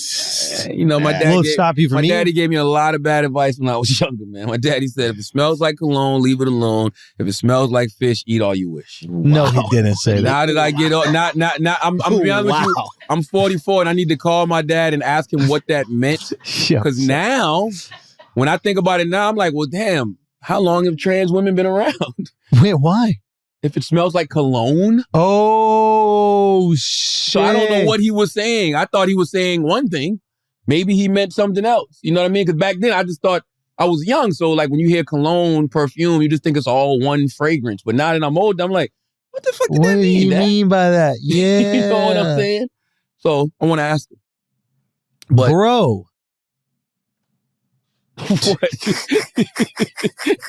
What? If it smells like cologne, leave it alone. If it smells like fish, eat all you wish. That's what my dad used to always say. And like my dad. Men wear cologne is what he's saying. Yeah. Okay. And older men around me would always be like, it's supposed to have some type of smell. So I mean, it's not stink, but yeah. And by the way, do we ever smell our balls? I mean, my shit stinks, bro. After a hard day. Yeah. Like you take them drawers off, you're like, oh shit. Like that Cameron lyric, bro. What? Because she licked my balls right after I play ball. No watch them, no nothing. Hear what I say, y'all? Okay, y'all. Act like St. J, y'all. I turn the baddest bitches gay, y'all.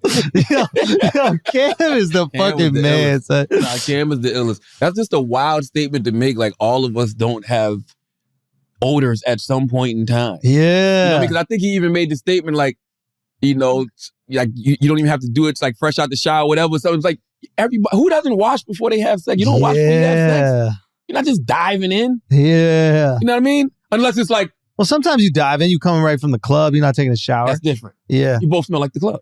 You smell like the club. You know what I'm saying? You both smell like the club, or you both smell like you've been outside. That's different. And you probably intoxicated. You're not even thinking about it. Not even thinking about it. Yeah. You're out. Like, boom. And most women have the wherewithal to, go give it a little. Oh, spritz it up. Spritz it up. Yeah. Spritzer. You know what I mean?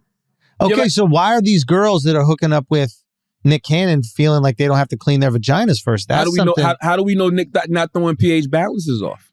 Oh, all the women he's sleeping with. Oh shit! So Nick is bad for pussy. I'm just saying. Wildin'. Yo, that'd be a funny ass signal for Nick. If Nick want to tell women when they got a stink vagina, wildin'. As soon as their pants come off, she know what time it is. So they gonna have so many jokes on Nick for this next season with these kids. At the family reunion, ain't no room in this bitch, cause all of his kids. Hey. Taylor, you ever had a guy tell you that? Have you ever had a guy say that your crotch smelled like a garbage bag? that boss was thinking. that poom was pungent. Never? No, I told you. What? Boom.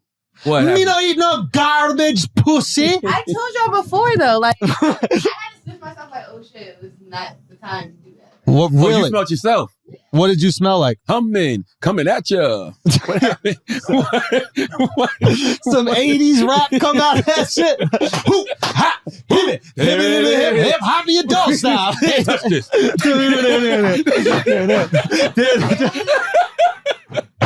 Yo, you pull your panties off some 80s rap. Yo, you pull your panties off and somebody start rapping in the 80s, bro. Lord have mercy. Crazy. Oh, man. I'm trying to think of more 80s songs. It's been a long time. I shouldn't have left you without a douchebag to step to. Without watch rat. Someone threw my pH off though. Somebody threw your pH off? How'd they throw it off? I was cheating. Oh, Wow. God. So it was his fault. A Haitian. Oh, he was uncircumcised. Whoa, he hit you with the schmegs. No way. Did he? He hit you with the schmegs. Oh my God, man. Listen, I'm gonna be honest with you. The Supreme Court needs to do a ruling on uncircumcised men with schmegma, man, because the stuff y'all be leaving on ladies' walls be ruining them, yo. Wait, I know really? a lot of women. I have like 3 homegirls who have told us that same story. They scoop it and just put it on the wall like a booger? Wait. I'm trying to understand.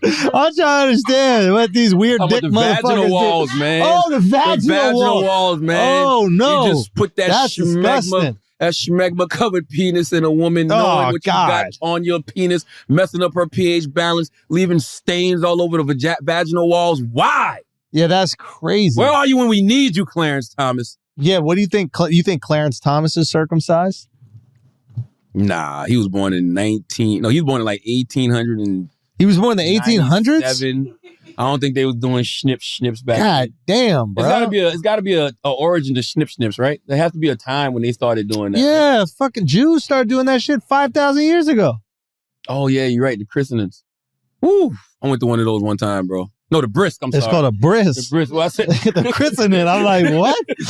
Get the brisk. No, I went to one of my friends' brisk, my Jewish friends' brisk. Man, that was. Isn't that weird? A party to cut your kid's dick off? Nah, you didn't think I that felt was sorry for the baby. Well, yeah. Like, I mean, I remember that scream to this day. All right, Squarespace. Yeah. Today's episode is brought to you by Squarespace. Squarespace is the all-in-one platform for building your brand and growing your business online. Stand out with a beautiful website, engage with your audience, and sell anything. Your products, content you create, and even your time. All right, salute to Squarespace, man. Salute to everybody out there still launching their websites, still using websites to promote their product. Creators, man, you should have your own website as well as social media. You should always have a place to direct people back to, while you're on social media, man. And Squarespace makes it easy for creators to monetize their content and expertise in a way that fits their brand. With member areas, you can unlock a new revenue stream for your business and free up time in your schedule by selling access to gated content like videos, online courses, or newsletters. Create pro-level videos effortlessly. The Squarespace Video Studio app helps you make and share engaging videos to tell your story, grow your audience, and drive sales. Stand out in any inbox with Squarespace email campaigns. Collect email subscribers and convert them into loyal customers. Start with an email template and customize it by applying your brand ingredients like site colors and logo. Built-in analytics measure the impact of every send. Use those analytics and insights to grow your business. Learn where your site visits and sales are coming from and analyze which channels are most effective. Improve your website and build a marketing strategy based on your top keywords and most popular products and content. Head to squarespace.com/idiot for a free trial. And when you're ready to launch, use offer code IDIOT to save 10% off your first purchase of a website or domain. That's squarespace.com/idiot with offer code IDIOT for 10% off your first purchase. Let's start the show. Well, not start the show. Continue the show. Let's do some Asking Idiots. Salute to my guy DJ Head too, man. Yo, shout out Head, man. That's my guy. I forgot to salute DJ Head last week. DJ Head, he has moved on from iHeartRadio. He is pursuing other endeavors. What did we forget? How you just gonna interrupt Head's? Well, let's talk about the Head and then we can come back. What did we do? What did I miss? The bishop. He was wilding on live. Did you see him on live? Yeah, whatever. You see him on live today? Yeah, I saw it. Biggie. Yeah, I saw that. But not Biggie Small, Biggie Big. Yeah. Just calling her fat. Yeah, I don't care about that. Salute to Head though. Head walking away from iHeart. He's got something cooking up that's going to be very big for the culture. I believe, man. That's my guy. Love Head. Always got his back. Support him in everything he does. And when you don't feel appreciated, you feel like there's other opportunities out there for you that are better than the opportunities you have. Hey, nothing wrong with dropping your nuts and walking away. Absolutely. So I respect my guy Head for that. Absolutely. I'm going to pause that because that sounds crazy. No. You don't think so? No, dude. I'm going to respect my guy Head for that. Yeah. I mean, you didn't say that you were going to give him a blowjob or anything like that. Yeah. But it just sounds like I was respecting his head. Yeah, but you can respect his head. Yeah, I respect his head. Yeah. I respect Head. I think we respect Head. That's what I meant to say. I respect Head. Not respect Hedge head. Yeah. You know what the fuck I meant, man. Yeah. Jesus Christ. Oh, did you see the Black Panther 2 trailer? Made you feel bad for cracking all them goddamn jokes about No, water. I was accurate. But I was accurate. They are at war with the water. They are. They are. They're going to war with Atlantis. Yes. You're right. But that being said, it looks fucking amazing. Yeah, man. I mean, what did you think? I don't see how the movie could be better than that trailer. The trailer was like Oh my goosebumps God. inducing. Can we watch it?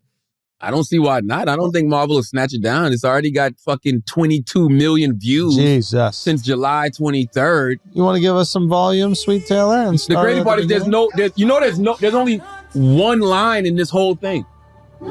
It's all music. I think that's Tim, phenomenal artist Tim, singing "No Woman, No Cry," and it's like a Kendrick interpolation in there. We gonna be all right. And Angela Bassett has the only line to let you know that, you know, she's lost her husband, which was T'Challa's father, and I guess now she's lost T'Challa. Lord have mercy. How does he die? That's what I want to know. That's what I'm like. I want to know. I don't. What series, Taylor? Hold on. T'Challa don't die in the comic books.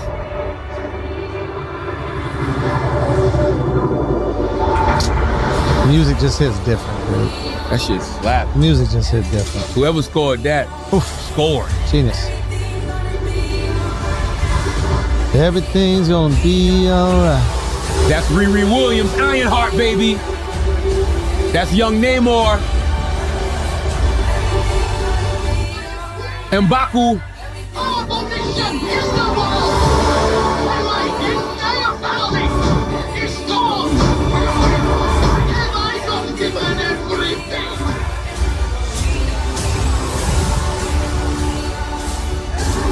How does Shuri feel about that line?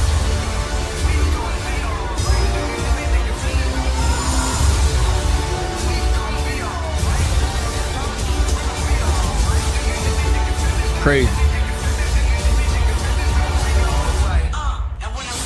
Woof. I want to know who the new Black Panther is. Who is it? I don't know. I want to know how Shuri feels about Angela Bassett. Okay. Queen Angela Bassett and her entire family is. Well, we don't know what part of the movie that takes place.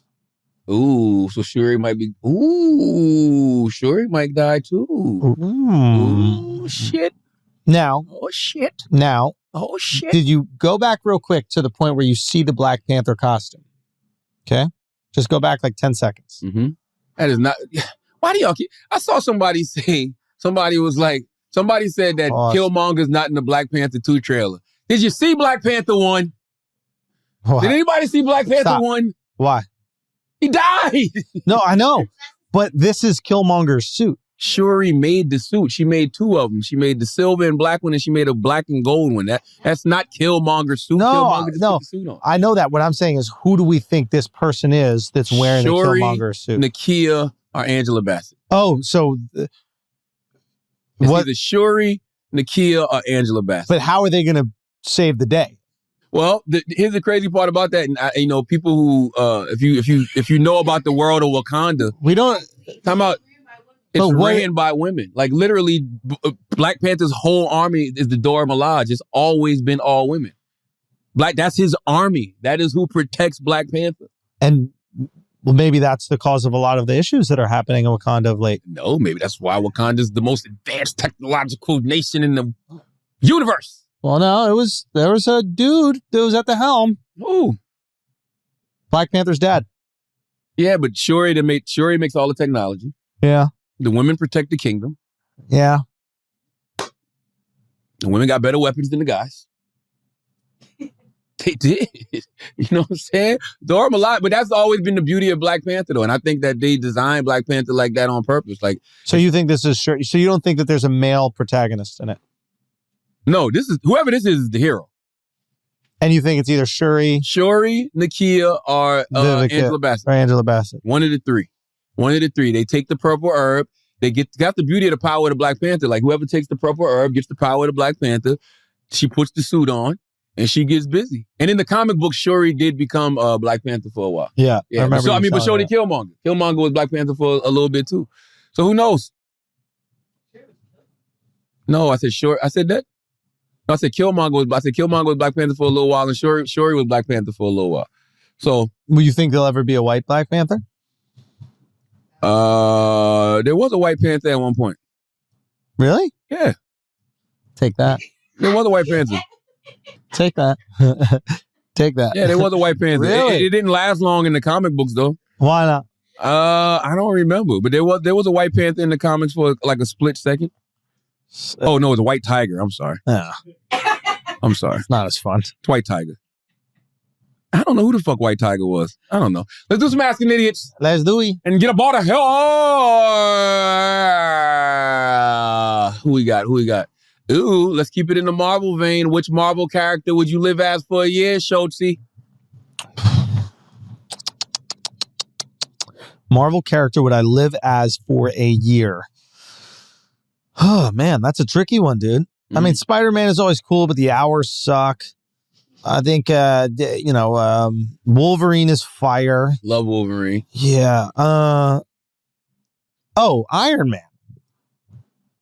We're talking about ones throughout history, right? Yeah. Iron Man would be so much fun. Iron Man, done. Yeah, I don't know who I'd be. It'd be one of the big bads, though. It'd be like Thanos. Oh, you go bad guy. Yeah. Oh, Cause interesting. the thing about Marvel, a lot of their bad guys aren't really bad guys. Yeah, they have. They're just people who have a different perspective of the world. Yeah. And they think shit should be a certain way. And so I don't know, either Kang, because Kang's a time traveler. Yeah. So Kang has seen so many different generations. Yeah. So either Kang the Conqueror or Thanos, just to get rid of some motherfuckers. Now, did you see the most recent Thor? Yes, I did. What'd you think? I haven't loved any of the Marvel Phase 4 movies. They're good. They're not great, but I enjoyed Thor because I enjoy the comedic aspect of Thor. Like, it gave me what I wanted. Like, I didn't leave feeling like, oh shit, that was disappointing. No, the thing about the movie, I just don't feel like there's no stakes. Doctor Strange and the Multiverse of Madness was the only one that felt like there was some stakes attached to it. Like, right. You know what I mean? Thor didn't feel like there was no stakes attached to it. Yeah, I hear that. I thought that it was good, but I thought the last 30 minutes was fantastic. The last 30 minutes. Like when the kids get the power. When the woman saved the day, you enjoyed that? It's not a woman, it's a Thor. It's a genderless Thor, okay? It's very different. Yes, so a non-binary Thor? Yes, a non-binary Thor. Okay. No, like when the kids got the power. Oh, I loved it. It was so endearing. I don't like Miss Marvel, but y'all like that part. Oh. Wait, why? Yeah, that really? was a little cheese. Oh, I love it. A little cheese on that pizza. But I think they lean into the cheese. Like, I think it's almost like part of it. Yeah, I still don't know what that was. What the hammer being jealous and everything. Like, I like that. All that kind of stuff. That was dope. That was dope. I enjoyed it. I mean, I enjoy all the Thor movies. Thor is one of the most slept on what's the word? Catalogs of movies in the Marvel universe. Yeah. Like, the best trilogy to me is Captain America. Captain America, Winter Soldier, Civil War, and then, in Infinity War and Endgame undefeated. Forget it. You're not getting too much better movie making than that. But then after that, to me, it's the Thor series. Yeah. Well, Guardians, I think, is awesome. Guardians is really fucking good. I think I put Guardians above Thor. Guardians really fucking good. Yeah. I wouldn't disagree with that. I think, Guardians to me is... And then you add Thor into the Guardians world, because I think he's in it now, right? Yeah. So it just makes it even better. He's phenomenal. Chris Hemsworth is great. Yeah, he's amazing. He's great. Yeah. Yes, Taylor.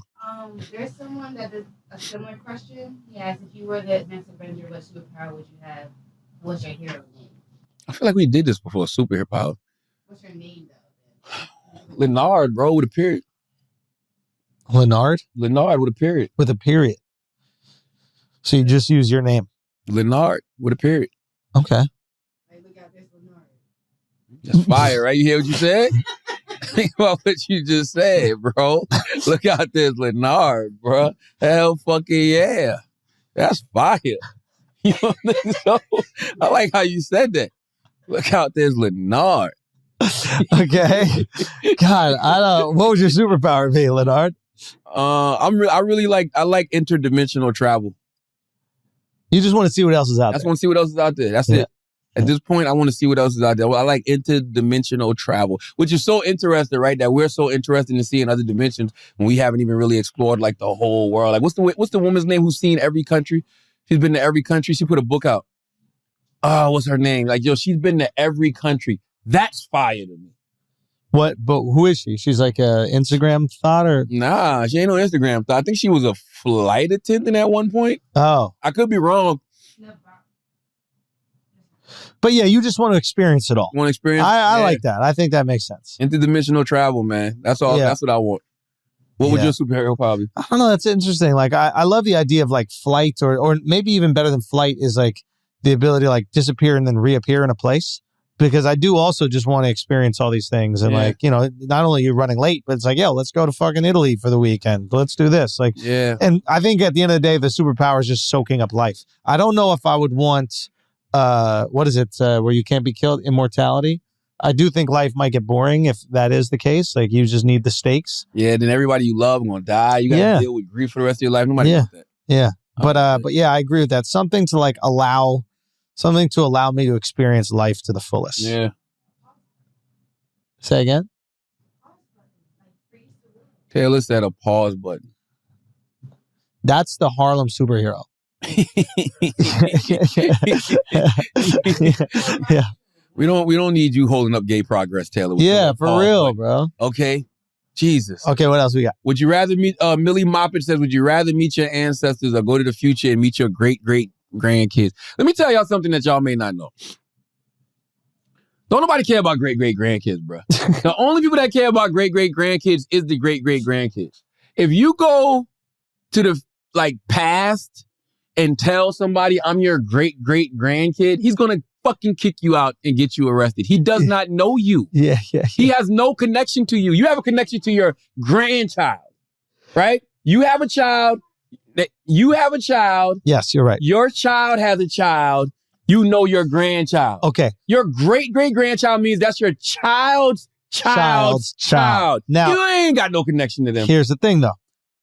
Would you use that as an excuse just so you could see what the world is like in a few more generations? That's what I would do. I'd be like, yeah, I want to go visit my great-great-grandchild. But then I just see what kind of technology we had, see what the world was shaped like, which countries ain't around no more. It'd be for selfish reasons, though. Because completely selfish. You come back here and tell everybody what's going to happen in the future. They not going to believe you. You know you're right, but everybody's going to be dead, so we ain't going to see it. Nobody's going to be able to say, yo, Charlotte was right.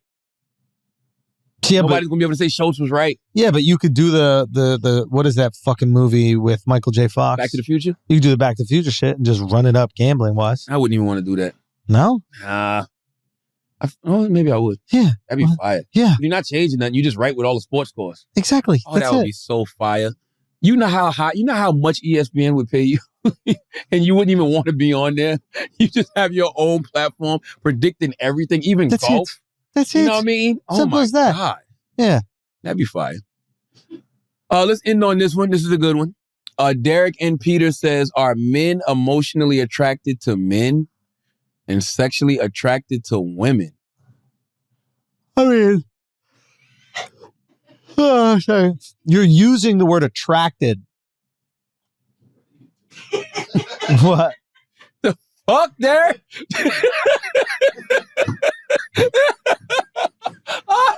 Wow, Derek. Damn, Derek. Yeah, back it up. Back Derek. it up, But Derek. not like that, Derek. If you like men, just say that. Yeah, it's all Derek. good if you're emotionally attracted to men. That's all good, man. Listen, man, this is 2022. You don't got to give us all of these roundabout ways to get into what you want to get into, Derek. Derek? Are men emotionally attracted to men and sexually attracted to women? That is wow. Yeah. He's a wild boy. Taylor says she understands it. Come on, Taylor, let's go. Boom, boom.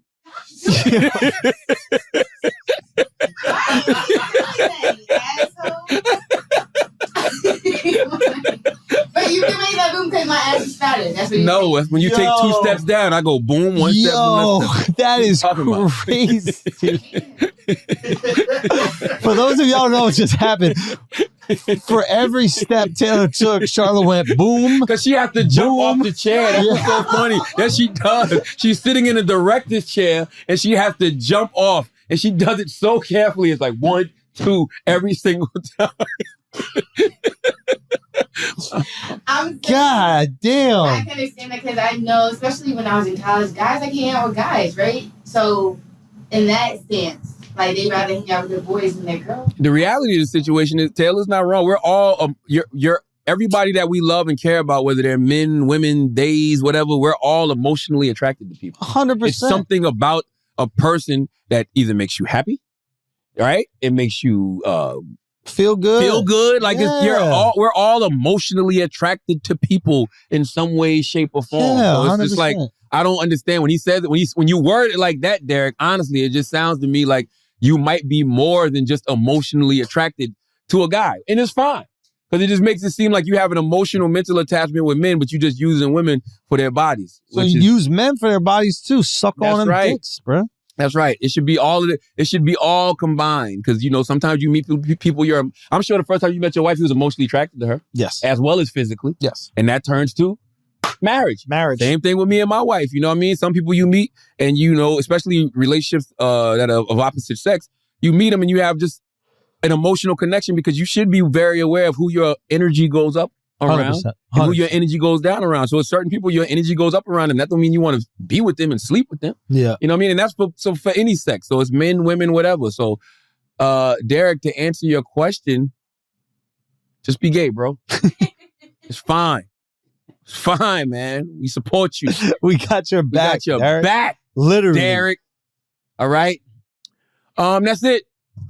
Make sure you keep downloading Andrew Schulz comedy special. Yes, sir. The infamous at theandrewschulz.com. Make sure you tune into Hell of a Week this week on Comedy Central, 11:30 p.m. right after the Daily Show. And the Black Effect Podcast Festival, Sunday, August 28th at the Mirage in Brooklyn. If you want to see some of your favorite podcasts live, 85 South Show, Carlos Miller, Chico Bean, DC Young Fly, Horrible Decisions, Mandy and Wheezy. Just Hilarious is going to be there. Just added Earn Your Leisure, my guys Rashad and Troy. We got a women in podcasting panel. We got a business of podcasting panel. Mouse Jones is doing trap karaoke. We got food. We got drinks. We got vendors. It's a festival, man. So, you know, Sunday, August 28th. Go get your tickets at blackeffect.com/podcast festival. That's blackeffect.com/podcast festival. We'll see you in Brooklyn on Sunday, August 28th. Okay? Okay. Peace. As always, if you listen to this podcast, you think we're smart, you think we're intelligent, you think we're brilliant, you're absolutely right. But if you listen to this podcast and you think we're just a couple idiots who don't know shit, you're right too. It's the Brilliant Idiots Podcast. Thank you for listening.